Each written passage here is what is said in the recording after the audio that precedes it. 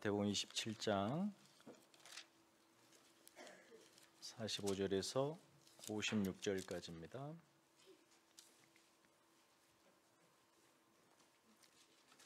신약성경 50페이지 다 함께 읽겠습니다.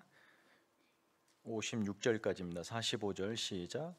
제6시로부터 온 땅에 어둠이 임하여 제9시까지 계속되더니 제9시쯤에 예수께서 크게 소리질러 이르시되 엘리 엘리 라마 사막다니 하시니 이는 곧 나의 하나님 어찌하여 나를 버리셨나이까 하는 뜻이라. 거기 섰던 자 중 어떤 이들이 듣고 이르되 이 사람이 엘리야를 부른다 하고 그 중에 한 사람이 곧 달려가서 해면을 가져다가 신 포도주에 적시어 갈대에 꿰어 마시게 하거늘 그 남은 사람들이 이르되 가만두라 엘리야가 와서 그를 구원하나 보자 하더라. 예수께서 다시 크게 소리 지르시고 영혼이 떠나시니라. 이에 성소 휘장이 위로부터 아래까지 찢겨져 둘이 되고 땅이 진동하여 바위가 터지고 무덤들이 열리며 자던 성도의 몸이 많이 일어나되 예수의 부활 후에 그들이 무덤에서 나와서 거룩한 성에 들어가 많은 사람에게 보이니라. 백부장과 및 함께 예수를 지키던 자들이 지진과 그 일어난 일들을 보고 심히 두려워하여 이르되 이는 진실로 하나님의 아들이었도다 하더라. 예수를 섬기며 갈릴리로부터 따라온 많은 여자가 거기 있어 멀리서 바라보고 있으니 그 중에는 막달라 마리아와 또 야고보와 요셉의 어머니 마리아와 또 세베대의 아들들의 어머니도 있더라. 아멘.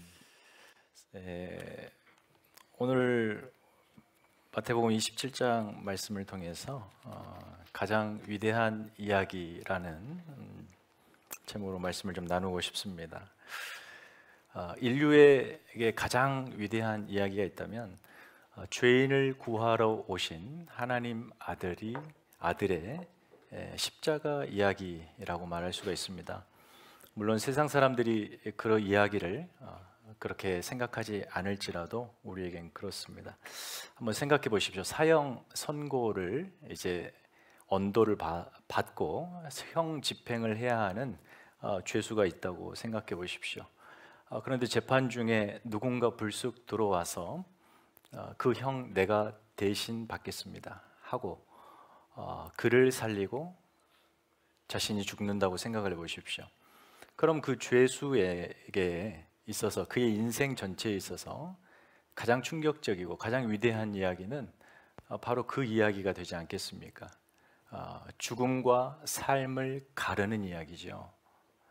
우리가 살면서 어르신들도 뭐 포함해서 인생 과정 속에 한두 번은 죽을 고비를 넘기셨다 뭐 이런 말씀 하실 수도 있을 것 같습니다. 저도 어렸을 때 한 2m, 3m 되는 그 물길을 건너보자 초등학교 때 아이들이 그런 장난을 치다가 중간에 물살이 제가 빠져서 죽을 뻔했는데 친구가 손을 잡아 살려준 적이 있습니다. 그 이후로 한창을 내가 죽을 뻔했다 그 얘기를 했던 것 같습니다. 신학교를 갔는데 처음으로 거기서 이제 만나는 동기 목사님들, 동기 전사님들이 있을 거 아닙니까? 어떤 분이 지갑에서 사진 한 장을 꺼내 주면서 보니까는 승용차 한 대가 완전히 이 휴지 조각이 된 거였습니다.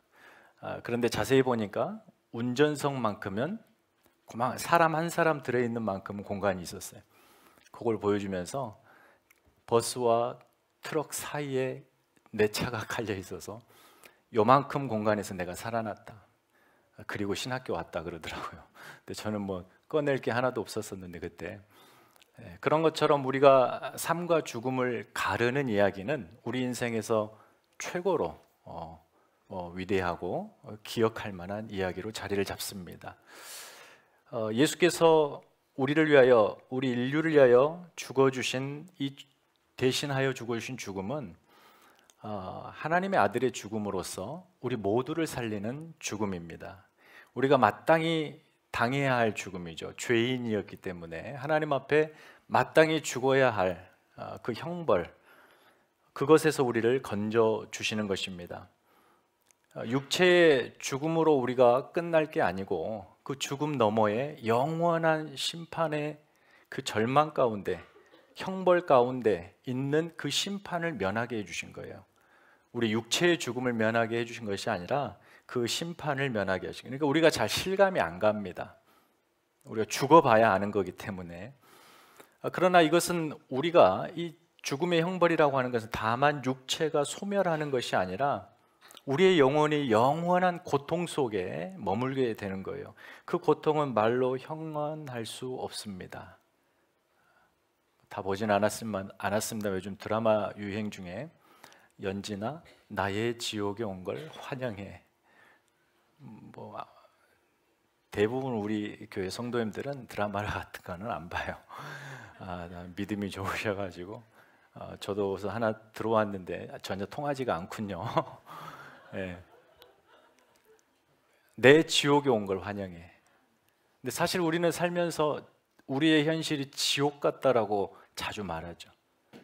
그런 지옥 같은 현실도 우리가 죽어서 경험할 그 하나님 앞에 경험할 그 형벌에 비하면 아무것도 아니라는 거예요. 그 형벌은 마땅히 받아야 할 죄인이 받는 것입니다. 그런데 구원자가 나타나서 그 형벌을 대신 받아주겠다는 거예요. 그리고 우리를 살린 겁니다. 그러니 우리 인생에 삶과 죽음이 갈린 거예요. 예수께서 우리를 위해 죽으셨다. 이 이야기는 그러므로 우리에겐 가장 위대한 스토리가 되는 겁니다. 다만 형벌을 면할 뿐이 아니라 우리가 예수 안에서 하나님과 연합하여 그분이 주시는 생명과 영광과 은혜 아래 영원히 살게 됐다는 것. 감사하지 않겠습니까? 우리 모두 죄인이었습니다. 하나님과 단절되었고 그래서 그 형벌이 우리 것이었습니다.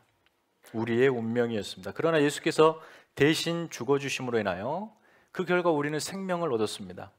그렇다면 우리 인생의 가장 위대한 이야기는 당연히 우리를 위하여 대신 죽어주신 예수 이야기가 우리에겐 정말 최고의 스토리가 되는 것입니다.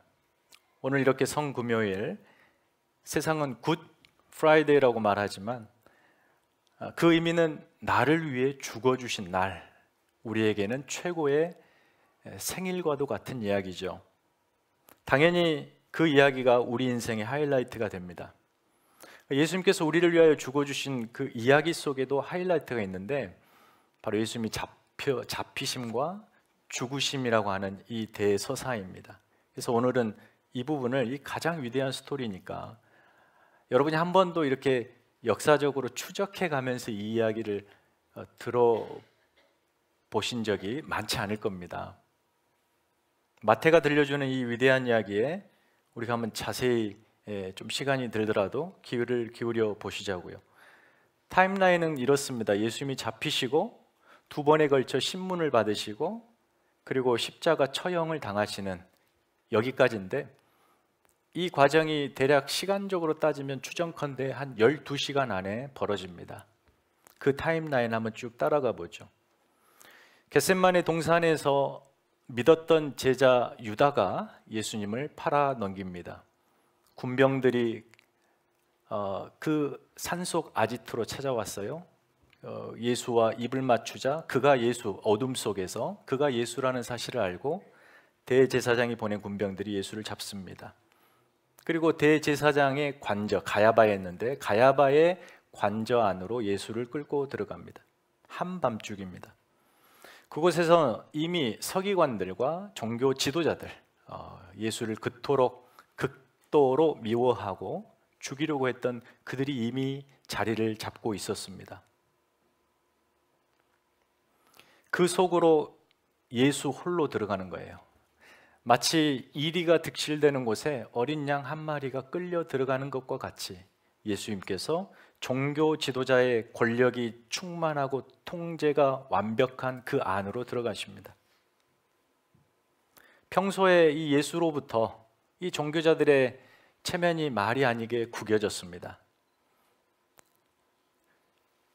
그래서 그들의 권위와 자존심이 아주 그냥 땅에 떨어질 정도로 상당한 위기를 느꼈던 이들이 예수에게 대단한 분노를 느낍니다. 그리고 그렇게 잡아왔고 대제사장과 공회 의원들이 예수를 죽이려고 심문을 합니다. 마태복음 27장 1절에 보니까 예수를 죽이려고 모였대요. 이 사람들이, 권력가들이. 그러니까 이미 예수를 잡아오기만 하면 죽이겠다라고 확정을 하는 겁니다. 죽이려고 신문한 거예요. 신문해서 죽이는 게 아니라 죽이려고 신문합니다. 결론이 정해졌다는 이 말이에요. 신문과 재판은 요식행위입니다. 지금부터 벌어지는 모든 상황은 이들이 짜놓은 시나리오대로 흘러 들어갈 겁니다. 그들에게 예수는 사형이 이미 확정된 흉악범임이에요. 문제는 그의 죄목과 그것을 뒷받침할 만한 증인, 증언이 필요했던 겁니다. 이것만 찾으면 돼요. 거짓 증인들이 많이 몰려왔습니다. 그러나 그들의 증언으로는 크게 효력을 못 보는 약한 증언들이었어요. 그러다가 어느 순간에 두 사람이 딱 들어옵니다. 유대 재판에서는 반드시 두 사람의 명백한 증언이 있어야 되거든요. 신뢰할 만한 두 사람의 증인을 필요로 합니다. 그 두 사람이 들어왔는데 이 사람들이 말하는 것이 진실이냐 거짓이냐에는 관심 없어요. 다만 이 두 사람이 똑같은 말만 해주기를 바랬는데 그것이 일치합니다. 이 두 사람의 증언이 일치해요. 그러면 이제 재판이 시작돼도 되는 겁니다.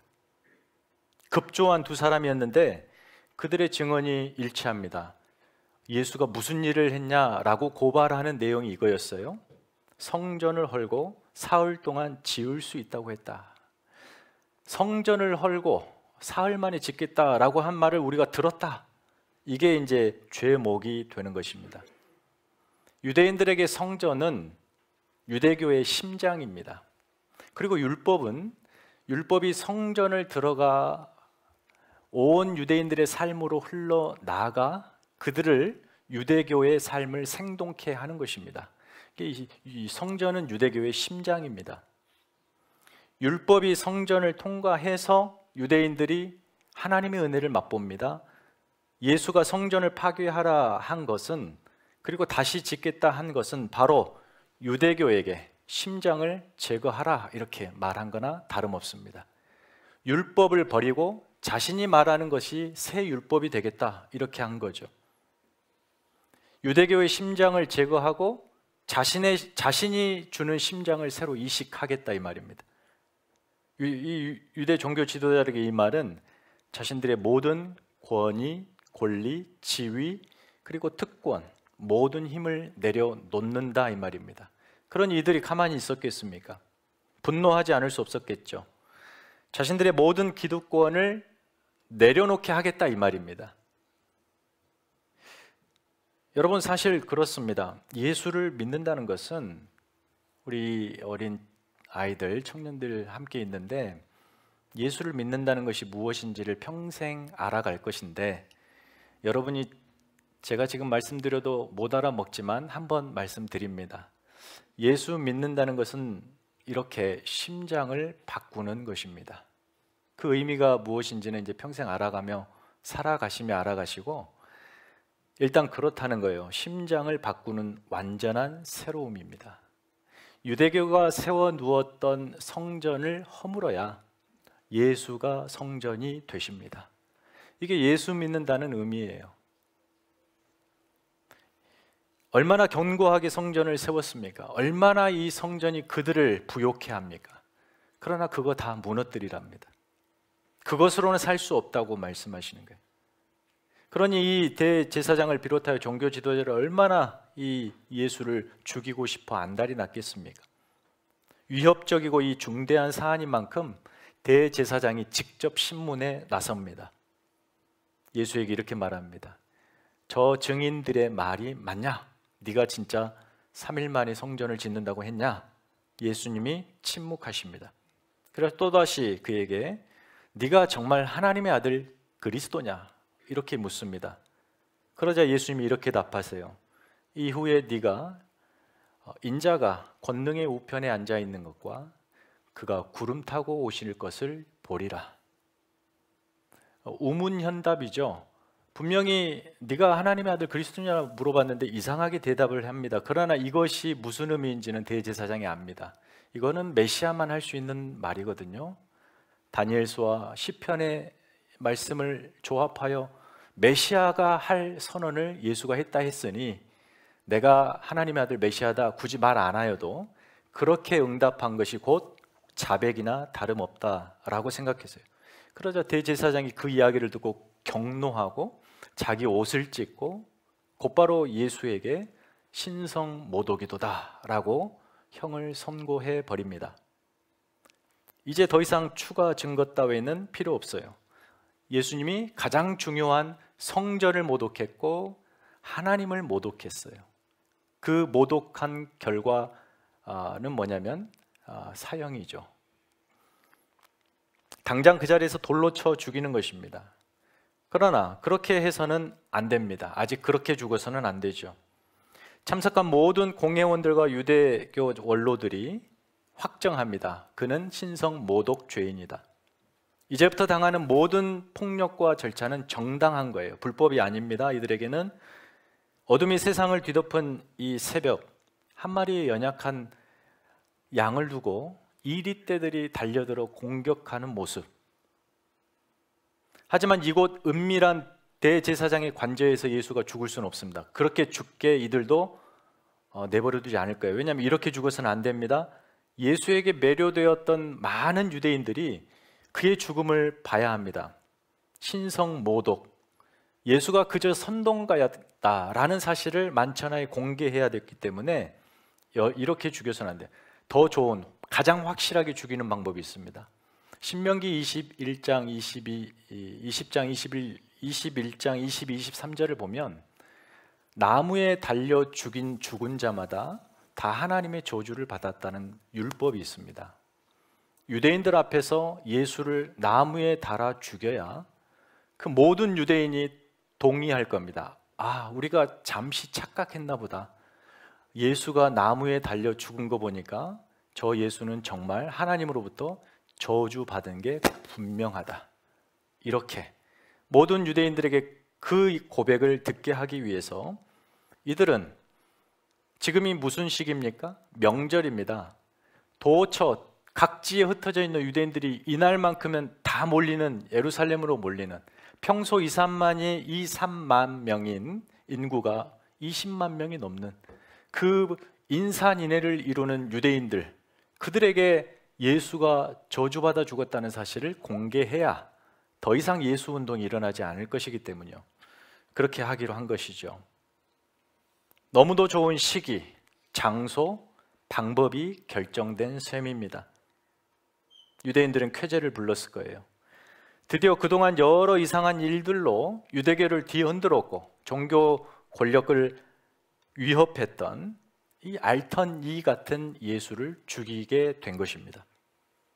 하지만 나무에 달아 죽인다, 이건 십자가 처형이니까 우리가 뭐 요즘같이 십자가를 사랑의 대상 막 이렇게 막 좋은 이런 이미지로 생각하는데 이 당시는 정말 형틀입니다. 그래서 유명한 학자가 그런 얘기했죠. 1세기 초대 교회 건물 안에 십자가를 걸어둔다는 것은 상상도 못할 일이다. 1세기 교회에서는. 근데 오늘날 우리는 아주 아름다운 십자가들을 교회에 장식하고 있지 않습니까? 십자가는 형틀입니다. 그 나무에 달아 죽이는 것이죠. 문제는 그 십자가 처형은 유대교가 하는 것이 아니라 로마가 한다는 것입니다. 이 로마 정부가 그 일을 맡아 해 주겠느냐? 하지만 그것은 큰 어려운 문제가 아닙니다. 평상시 이 로마 정치인들과 이 종교 지도자들, 유대 종교 지도자들과 관계는 매우 돈독했어요. 상생의 관계입니다. 유대 종교 지도자들은 돈으로 정치 자금을 대었고 정치인들은 그곳으로 유대 종교 지도자들에게 많은 혜택을 베풀어 줬습니다. 유대 종교 지도자들은 다양한 방식으로 부를 축적했는데 그 가장 핵심적인 소스가 바로 성전입니다. 유대인들 성인 남자는 1년에 그 당시로 이틀을 일하는 임금에 해당하는 분량을 1년에 꼭 한 번 세금을 내야 됐습니다. 그리고 이 명절과 같은 제사를 지낼 때는 엄청난 양의 재물을 사서 제사를 드렸고, 평상시에 성전의 이곳저곳에 비치되어 있던 헌금함에 헌금을 넣으면서 기도하는, 그것이 신앙의 일상이었습니다. 엄청난 부를 축적해서 정치 로비로 사용하는 거예요. 로마 정치인들은 이들로부터 정치 자금을 지원을 받아 로마 시저에게 또 줄을 대고 입지를 다졌습니다. 이처럼 1세기 성전 유대교는 부패할 대로 부패하여 예수님의 말씀처럼 정말 심장을 갈아바꿔야 하는 그런 상태였습니다. 우리가 잘 알듯이 예수님이 여러 사람들을 만나는 대부분 환자들, 귀신 들리고 질병에 걸린 그 사람들이죠. 그들을 치유해 주시죠. 그러나 사실 그 사람들은 각 개인임을 넘어서 유대교의 현재 상태를 보여주는, 대변하는 인물들이지요. 그렇게 새벽 미명에 밤새 예수를 신문한 이들이 예수를 결박하고 끌고 이제 총독 관저로 옮깁니다. 이른 아침부터, 새벽부터, 이 새벽 대바람부터 이 복잡한 일을 총독 공간에 가져왔지만 거절할 수가 없는 것은 유대교 전체가 움직였기 때문입니다. 그리고 이제 총독 빌라도가 예수를 신문하는 시간입니다. 두 번째 신문이죠. 네가 유대인의 왕이냐 묻습니다. 예수님이 네 말이 옳도다. 앞만 봐도 이 예수에게, 잡혀온 예수에게 빌라도는 손톱만큼도 정치적 위기를 느끼지 않습니다. 보통 유대인의 왕은 시저가 세우거든요. 딱 보니까 시저가 이 사람을 세운 일도 없고, 더군다나 유대인의 왕이라고 하는, 자칭 유대인의 왕이라고 하는 이 예수가 자기 유대 백성들에게 지금 매맞고 와 있거든요. 빌라도는 전혀 정치적 위기감을 느끼지 않습니다. 오히려 불쌍히 여겨서 예수를 도와주려고 합니다. 이 빌라도의 관심은 뭐냐면, 자기가 통치하는 기간에 이 땅에 어떤 소요가 나지 않는 것에만 관심이 있어요. 왜냐하면 소요가 나면, 보고가 들어가면 총독을 유지하고 또 좋은 곳으로 발령받지 못하기 때문에 조용히 무마하고 싶었죠. 그러나 정치적으로 이 유대인들의 요구를 거절할 수가 없었습니다. 지금은 더욱이 엄청난 유대인들이 몰려 이 민심을 좌우할 수 있는 적기이기 때문이죠. 빌라도는 자신의 정치 세명을 보존하고 연장하는 데만 오로지 관심을 갖는 교활한 정치인이죠. 종교 지도자들의 1차 판결과 이 사형 요구가 분명히 빌라도에게 정치적인 부담감을 주었지만, 그러나 그것을 무시할 수 없었습니다. 십자가 처형을 한다는 것도 사실 버거운 일이죠. 왜냐하면 십자가 처형은 반란군에게만 하는 것이니까 자기 통치 영역에서 반란이 있었다는 걸 반증하는 거잖아요. 그래서 그걸 거부한 거예요. 그걸 최대한 안 해보려고 빌라도는 애썼습니다. 그래서 예수님에게 반론의 기회를 줍니다. 아까 종교 지도자들에게서는 요만큼도 반론의 기회를 얻지 못했어요. 막무가내 재판이었다면, 이 빌라도는 그래도 예수에게 변론할 기회를 주고 법적으로 다투어 볼 여지를 마련해 줍니다. 그래서 빌라도가 이렇게 예수에게 이야기합니다.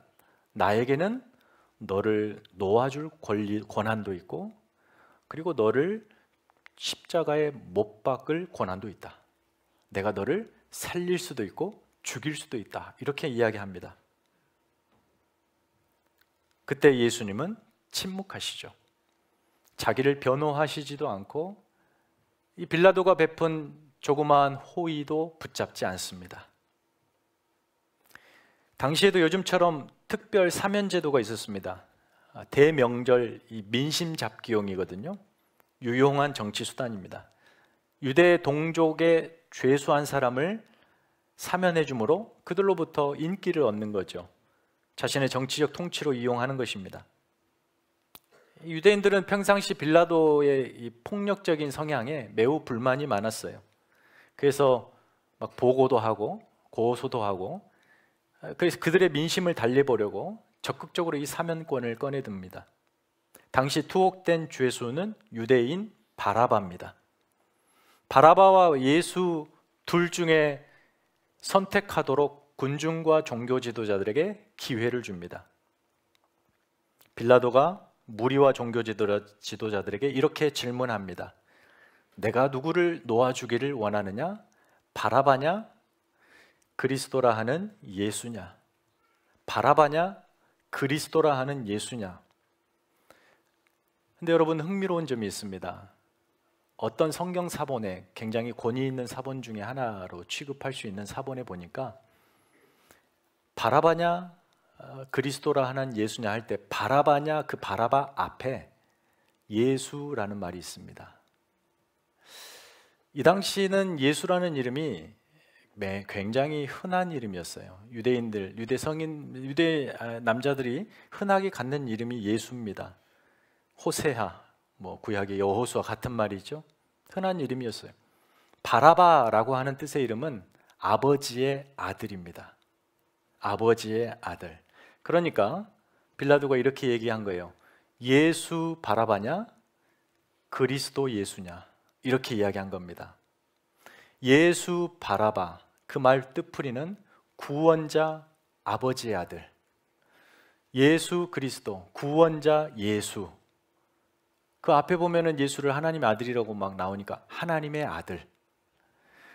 아버지의 아들 구원자 예수와 하나님의 아들 구원자 예수, 대조가 일어나고 있습니다.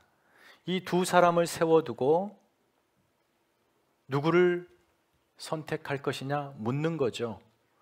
바라바는 열심당원으로 자칭 독립투사예요. 유대의 독립을 폭력으로 가져오겠다라고 거기에 투신한 과격 분자입니다. 종교 지도자들과 모인 이 무리들의 선택은 예수 바라바였습니다. 다시 말하여 우리에게 구원을 주는 것은 바라바다.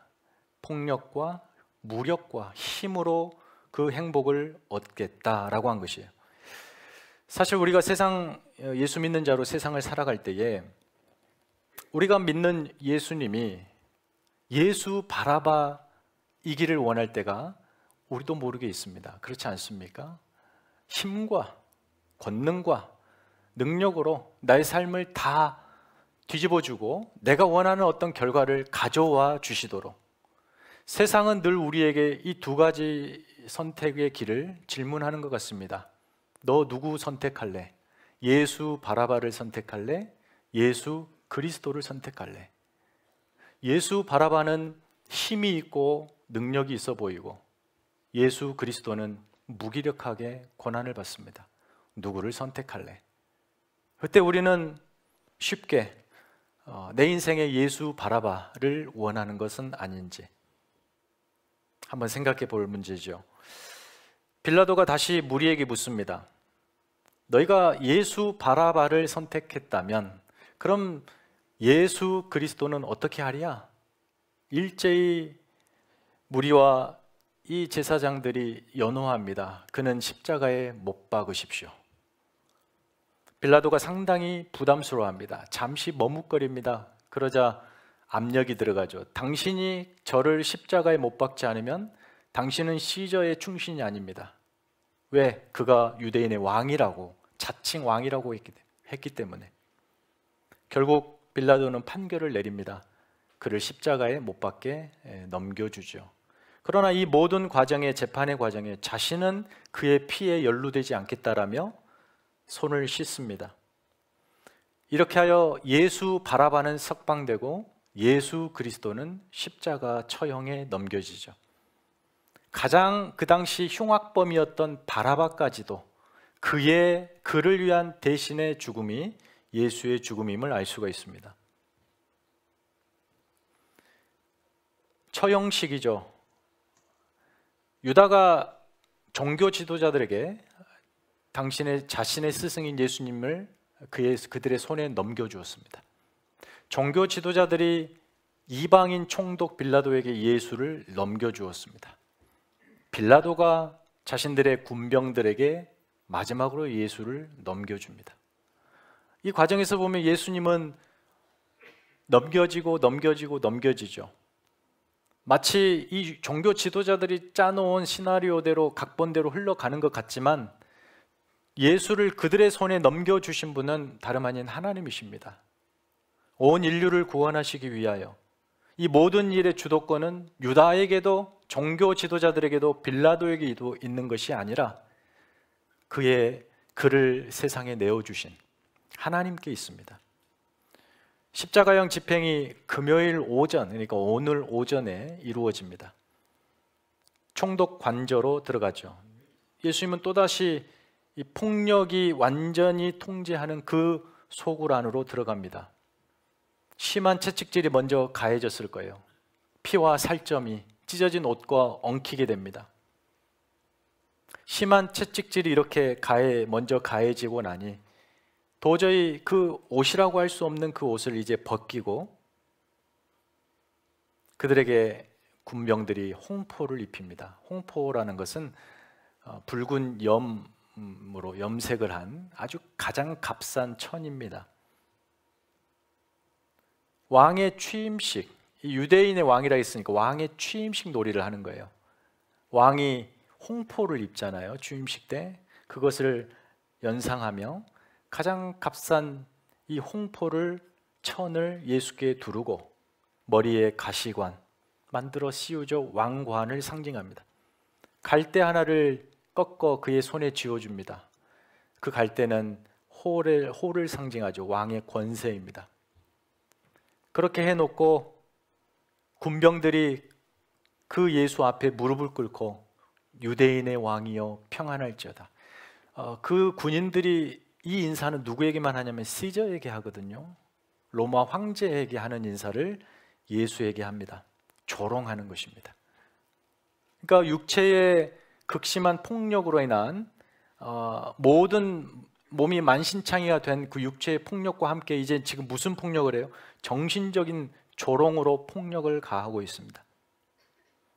주었던 갈대를 빼앗아 머리채를 때립니다. 다 수치요 조롱이죠. 이렇게 밤늦게 붙잡혀 오시고 밤새 고문과 심판을 당하시고 폭력의 조롱까지 예수님의 육체는 한계에 직면합니다.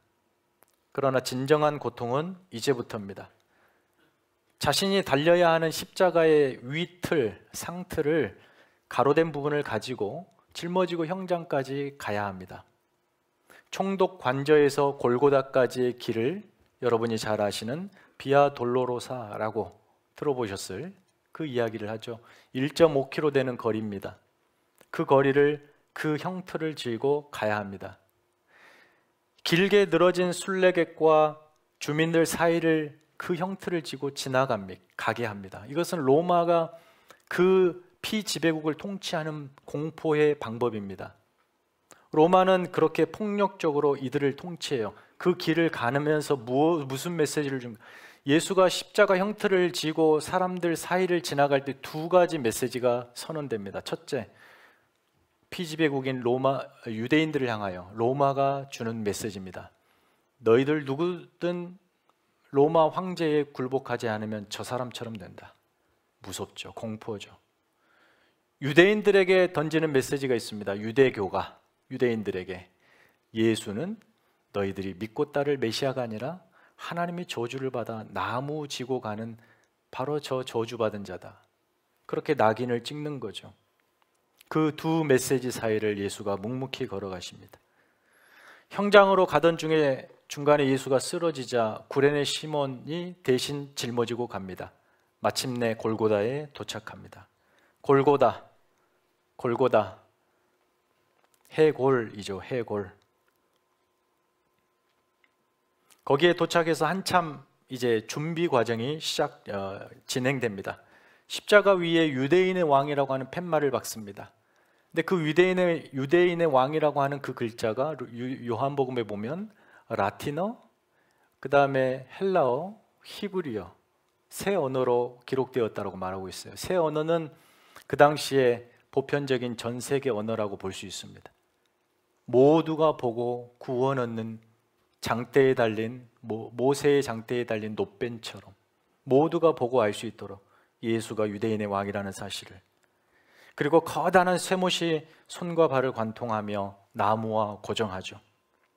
십자가형은 최고의 고통을 최대한 느끼게 하는 인간이 고안한 최고의 형벌입니다. 최악의 형벌이에요. 잔인한 형벌이죠. 공식적인 처형이 끝나도 그는 홀로 나무에 달려 숨통이 끊어질 때까지 고통합니다.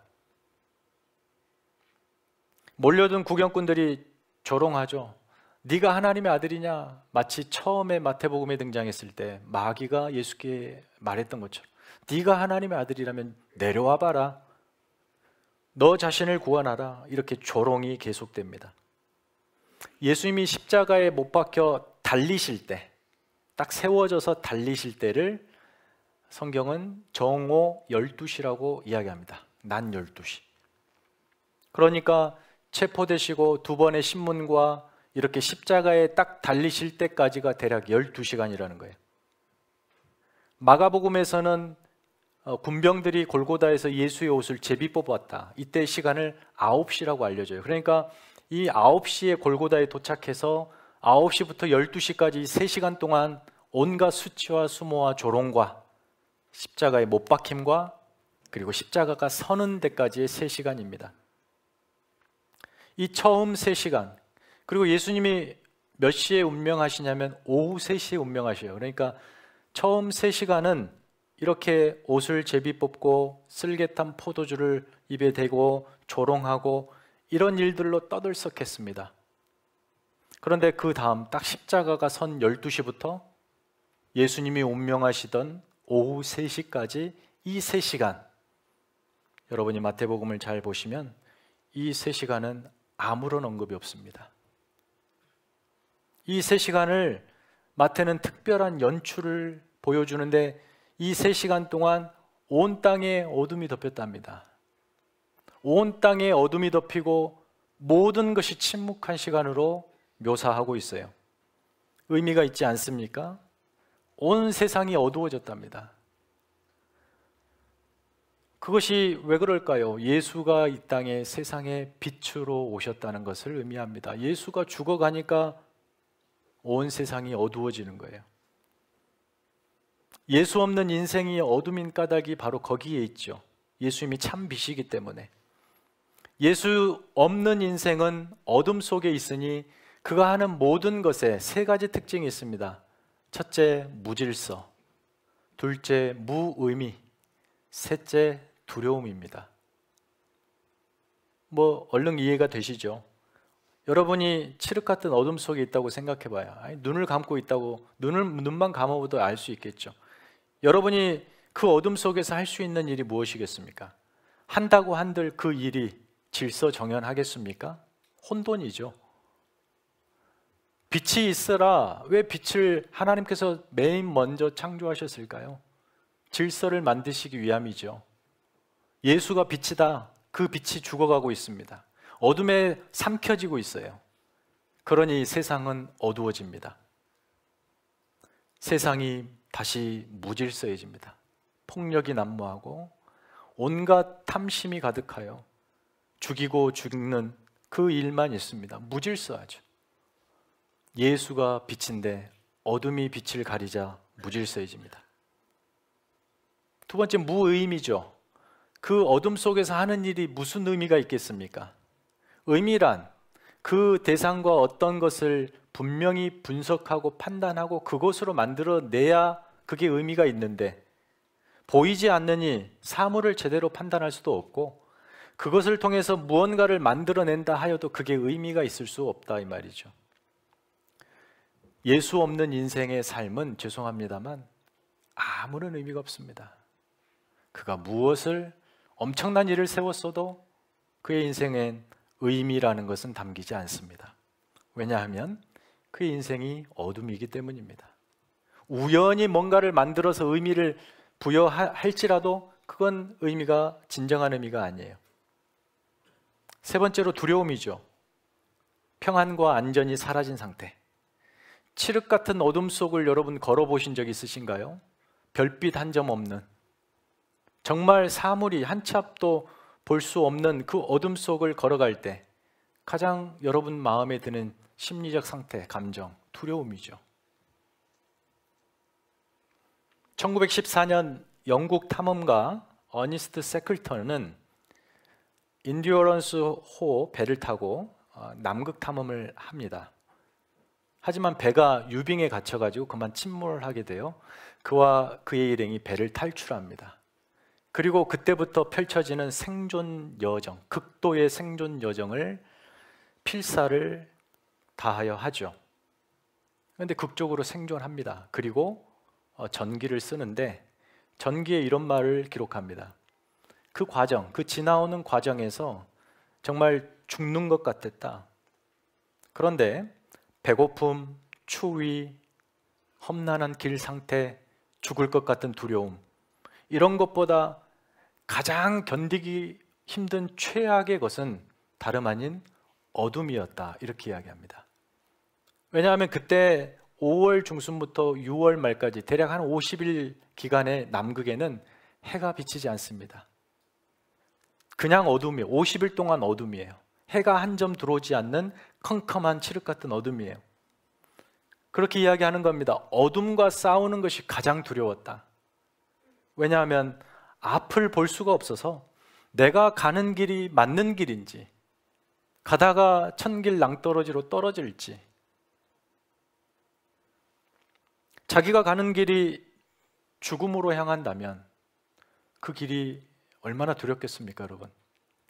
자기가 갔는데 도착한 곳이 천길 낭떠러지라면, 그리고 그의 한 걸음 한 걸음이 그렇게 왔다면, 두려움의 연속이었다면 그 인생이 얼마나 불행하겠습니까? 근데 여러분, 예수 없이 사는 인생, 빛이 없는 그의 인생이 그렇다라는 거예요. 그에게는 참된 안전도 행복도 안심도 없습니다. 그래서 그는 자기가 스스로 안전을 확보해 보려고 수많은 어떤 것들을 위하여 애를 씁니다. 돈을 더 많이 모으려고, 건강해져 보려고. 그러나 그런 것들이 그의 운명을 생명으로 이끌지 못한다는 거예요. 매 순간이 불안하죠. 자, 이처럼 온 땅이 지금 빛을 잃어버렸다, 이 말은 예수 없는 세상이 이렇다라는 것을 보여주고 있는 거죠. 예수 없는 인생이 이렇다라는 거예요.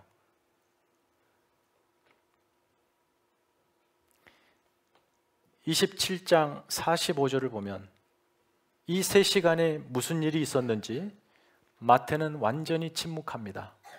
세상의 침묵이죠.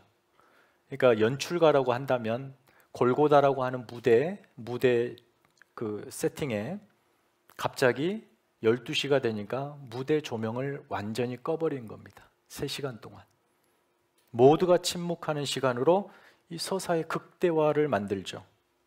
지금까지 어떤 말들이 막 시끄럽게 막 예수를 향하여 던져졌습니까? 네가 하나님의 아들이냐? 네가 그리스도냐? 네가 구원자냐? 정말 귀가 따갑도록 수많은 소음과 같은 질문들이 예수께 던져졌는데 마태는 그 모든 음향들을 스위치를 오프해버려요. 조명을 다 꺼버립니다. 그리고 아무도 말을 못하도록 입을 다 막아버립니다.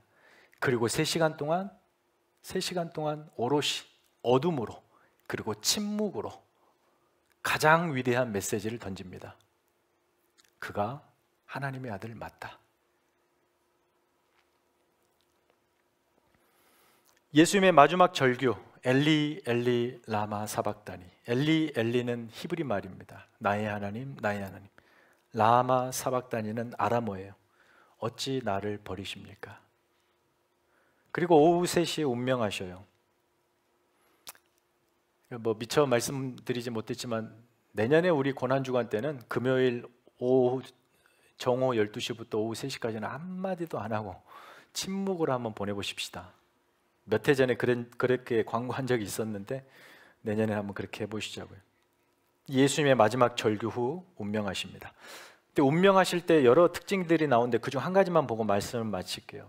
한 가지 아주 특이한 현상 하나가 성소를, 지성소와 성소를 가로막는 휘장, 짐승의 가죽으로 두텁게 위에서 아래로 완전히 빛을 차단한 내부 휘장이 있는데, 그 내부 휘장이 위에서 아래로 찢어졌다라는 보고가 나옵니다. 위에서 아래입니다. 아래서 위가 아니고 위에서 아래로. 그래서 휘장을 찢은 대상도 하나님임을 알려주고 있습니다. 예수님의 죽음이 단번에 모든 제사를 종식시키는 궁극적 희생이 되어 이제 예수로 말미암아 너희 죄가 사해지지, 그 예수의 피로 말미암아 궁극적으로 그 예수를 통과하여 너희가 쉐키나 하나님의 영광 안으로 들어올 수 있다라는 것, 그 휘장을 찢어버립니다. 어둠에서 빛으로, 사망에서 생명으로, 절망에서 소망으로, 그리고 수치에서 영광스러운 삶으로 이제 나아가게 되는데, 그 휘장이 바로 예수 그리스도라는 거예요. 더 이상 짐승의 가죽으로 만든 휘장 따위는 필요가 없습니다. 3시간의 어둠이 끝나고 예수님이 운명하시자 다시 빛이 비춥니다. 어둠 속에서 빛으로 바뀌죠. 놀라운 것은 그 어둠 속에서 빛으로 들어간 최초의 인물이 있습니다. 그 인물이 우리가 읽었던 본문에 백부장이 나와요. 이방인이죠. 54절. 이는 진실로 하나님의 아들이었도다 라고 고백합니다. 이 고백을 하는 자가 어둠에서 빛으로 나아오는 자다라는 것을 보여주는 거죠. 그러니까 이 이야기, 이 위대한 예수의 이야기, 그의 죽음의 이야기, 이 이야기를 듣고 그 예수를 향하여 네가 구원자냐, 네가 하나님의 아들이냐 라고 하는 모든 조소와 조롱의 소리는 닫고 진심으로 저가 하나님의 아들이도다 라고 고백하는, 그거는 인생의 칠흑 같은 어둠 속에서 빛으로 나아오는 위대한 사람이 된다는 거예요. 그러니까 이는 진실로 하나님의 아들입니다, 당신은 진실로 하나님의 아들입니다 라고 하는 이 신앙 고백은 우리를 어둠 속에서 끄집어내는, 빛으로 안내하는 위대한 신앙 고백이에요. 이 고백을 하는 자가 바로 오늘 들려드렸던 이 예수의 이야기가 나를 위한 이야기가 되는 겁니다. 사람의 아들 예수 바라바가 아니라 하나님의 아들 예수 그리스도가 진정 여러분의 구주이십니다. 우리가 믿어야 할 유일한 대상은 우리의 어둠을 단숨에 물리치시고 생명과 영광과 기쁨으로 채워주신 예수 그리스도. 흑암이었던 내 인생, 무질서, 무의미, 두려움이 가득한 내 인생의 생명의 빛으로 오셨고, 결국 어둠을 삼켜버리는 생명을 주신 그분이 우리의 구주. 그분으로 인하여 우리가 생명을 누리고 자유와 평안과 기쁨을 얻게 된 것이죠. 그래서 그분의 이야기는 그저 2000년 전에 해묵은 이야기가 아닙니다. 우리 인생의 최고의 이야기가 되는 거예요. 그 이야기의 주인공은 예수님이시고, 그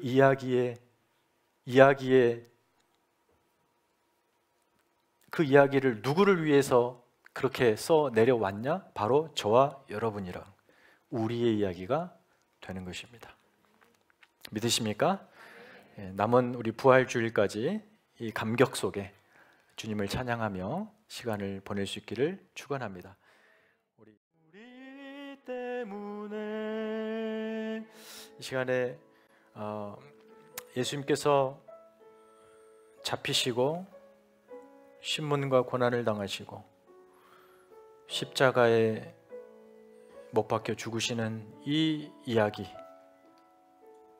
그저 매번 이렇게 고난주간이 되면 매년 들었던 흔한 이야기, 반복되는 서사가 아니라 여러분의 인생의 생과 사, 죽음과 삶, 그 운명을 바꾸었던 여러분의 이야기라는 사실을 다시 한번 기억하면서, 그가 바로 나를 구원하신 예수 그리스도시요 하나님의 아들이십니다, 이 고백을 진심으로 드릴 수 있기를 바랍니다. 그럴 때 세상 근심, 염려, 걱정으로 여러분의 내면을 뒤덮고 있는 그 어둠이 물러가고 생명의 빛이 여러분의 내면을 채울 것입니다. 그리고 그 빛을 통하여 여러분이 어디로 가야 되고 무엇을 해야 되고 어떤 삶이 참된 의미 있는 하나님 앞에 영광된 삶인 줄을 보게 될 것입니다. 다시 한번 여러분이 지금까지 수없이 드렸던 그 고백에 진심을 담아서 이렇게 한번 다시 한번 고백하십니다. 주님, 당신이 나를 구원하신 하나님의 아들 그리스도십니다. 다 함께 기도하시겠습니다. 하나님 아버지, 하나님께서 우리 영이 알게 하여 주시옵소서. 하나님 감사합니다. 2000년 전 우리를 위하여 십자가에 죽으신 이 일이 지금 나와 무슨 상관이냐며 이해도 안 되고 감흥도 없고 그것이 나를 위한 것인지도 의심스럽고 그렇게 신앙생활하는 우리 가운데 하나님의 아들의 죽음의 이야기가 바로 나를 위한 나의 이야기라는 사실을 믿게 하여 주시옵소서. 그 믿음의 출발이 그가 바로 진실로 하나님의 아들이시었도다 라고 하는 진심 어린 우리의 신앙 고백이 있게 하여 주시옵소서. 예수 바라바가 아니라 예수 그리스도를 세상 방법이 아니라 하나님의 방식대로 내 인생 맡기고 살아가는 저희들 되게 하여 주시옵소서. 이제는 우리 구주 예수 그리스도의 은혜와 하나님 아버지의 크고 놀라우신 사랑과 성령님의 교통하심이 오직 주님만이 진실로 하나님의 아들 그리스도이심을 믿습니다 고백하는 사랑하는 성도들의 머리 위에 이제부터 영원까지 함께 있을지어다. 아멘.